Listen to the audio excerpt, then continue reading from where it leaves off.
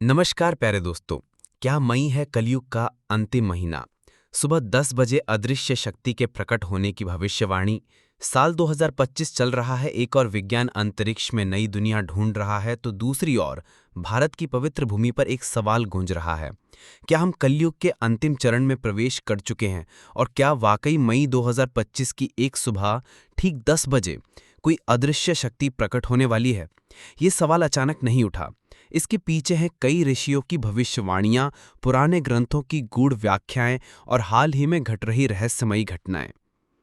शुरुआत होती है एक भविष्यवाणी से। प्राचीन भविष्यवक्ता भविष्य पुराण में एक उल्लेख मिलता है कि कलयुग के अंतिम चरण में भैरवी वेला के समय एक अदृश्य शक्ति का आगमन होगा। ये शक्ति कोई देहधारी नहीं होगी, लेकिन उसका असर हर जीव पर पड़ेगा। उसका समय बताया गया है सूर्योदय के कुछ समय बाद, जब दसों दिशाएं शांत हो जाएं और पक्षियों की चहचहाहट एक पल को थम जाए। साल 2025 के मई महीने में खगोल शास्त्रियों ने एक दुर्लभ खगोलीय घटना की पुष्टि की है। शनि, राहु और केतु एक विशेष युति में आ रहे हैं। ये युति हर 1200 वर्षों में एक बार होती है, और उस दिन का समय सुबह 10 बजे। क्या ये वही समय है जिसकी भविष्यवाणी की गई थी? भारत के उत्तराखंड, नर्मदा किनारे और केदारनाथ क्षेत्र से लोगों ने हाल ही में एक ही समय पर एक अजीब सी ऊर्जा के कंपन को महसूस किया। कुछ ने बताया कि एक पल के लिए उन्हें सब कुछ ठहरता हुआ लगा। साधकों ने ध्यान में एक प्रकाशमान रूप देखा, जो आकार तो नहीं लेता, लेकिन उपस्थिति का आभास देता है। ऐसे में आध्यात्मिक जगत में एक बहस शुरू हो चुकी है। क्या यह संकेत है उस अदृश्य शक्ति के आगमन के? कौन है ये अदृश्य शक्ति?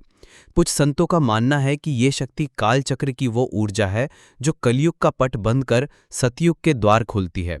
ये कोई व्यक्ति नहीं, बल्कि चेतना है। एक चेतन शक्ति जो हर जीव के भीतर प्रवाहित होगी, और जो सच्चे धर्मनिष्ठ और सात्विक आत्माओं को नई ऊर्जा प्रदान करेगी। कुछ अन्य विद्वान इसे चेतना कहते हैं।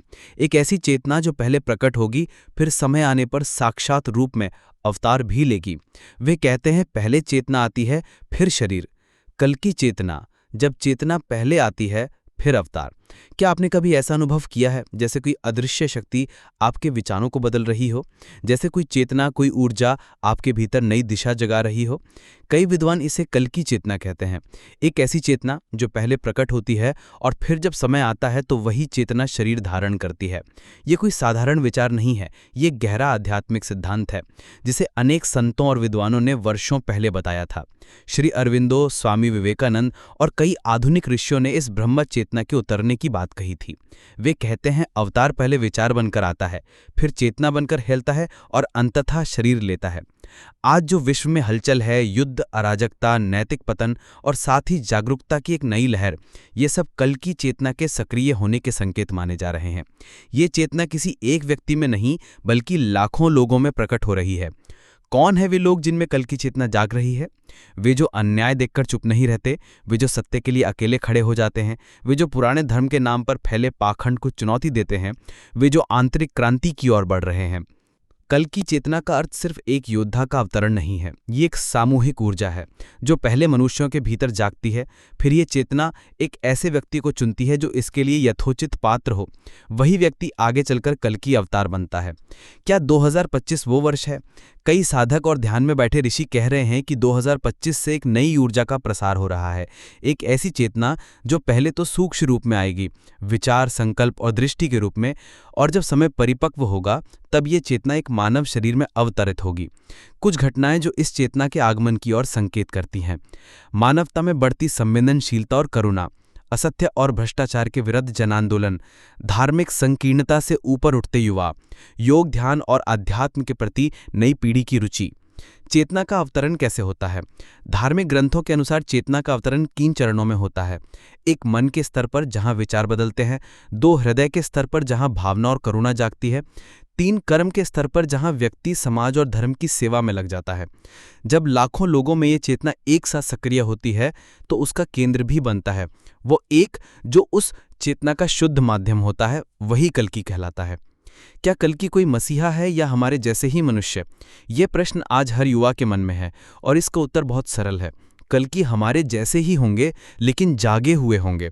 उनका अंतर केवल इस बात में होगा कि वे सत्य से जुड़े होंगे। उनका लक्ष्य स्पष्ट होगा और उनके भीतर वो दिव्य ऊर्जा होगी जो पूरे युग को दिशा दे सकती है। वे ना तो किसी विशेष जाति से होंगे, ना ही विशेष परिवार से। वे वहीं से आएंगे जहां अंधकार सबसे गहरा होता है, क्योंकि प्रकाश वहीं सबसे अधिक आवश्यक होता है। क्या आप तैयार हैं? अगर ये चेतना आ रही है तो क्या आप तैयार हैं उसे स्वीकारने के लिए? क्या आपने भीतर सत्य और करुणा के लिए स्थान बनाया है? क्या आप भय के पार जाने को तैयार हैं? क्या आप इस चेतना का माध्यम बन सकते हैं? क्योंकि कल की चेतना सिर्फ किसी और के अंदर नहीं आएगी, वो आपके भीतर भी जन्म ले सकती है। समाप्ति से पहले एक प्रश्न: क्या मई है कलयुग का अंतिम महीना?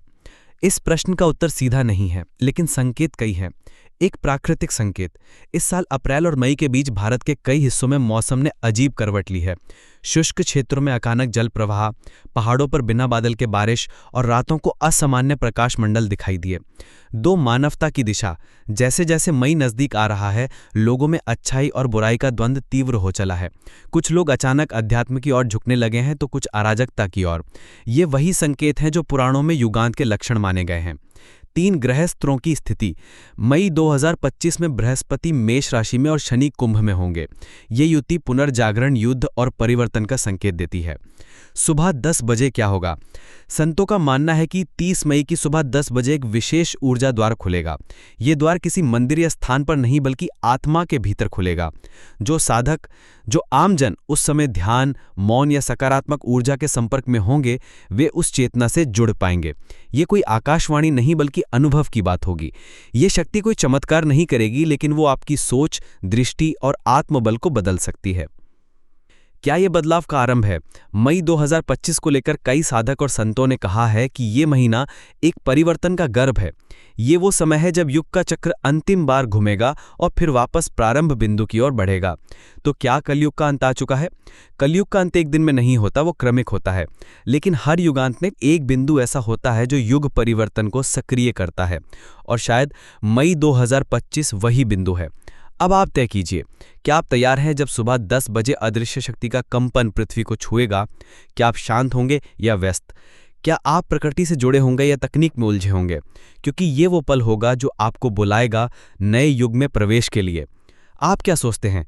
क्या ये सब केवल संयोग है या वाकई कुछ बड़ा घटित होने वाला है?